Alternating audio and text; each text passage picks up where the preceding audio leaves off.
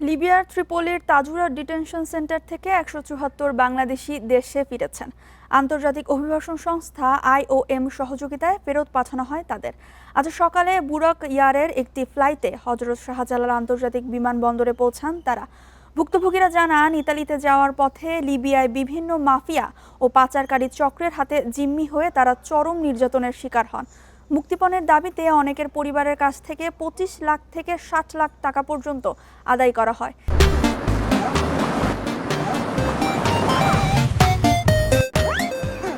কেউ কেউ জমি জমা বিক্রি করে সর্বশান্ত হয়েছেন। পরে তাদের স্থান হয় তাজুরা ডিটেনশন সেন্টারে, যেখানে খাদ্য, বিশুদ্ধ পানি ও চিকিৎসা সেবার সংকটে মানবেতর জীবন কাটাতে হয়েছে। দেশে ফিরে স্বাভাবিক জীবনে ফিরতে সবার সহযোগিতা কামনা করেছেন তারা।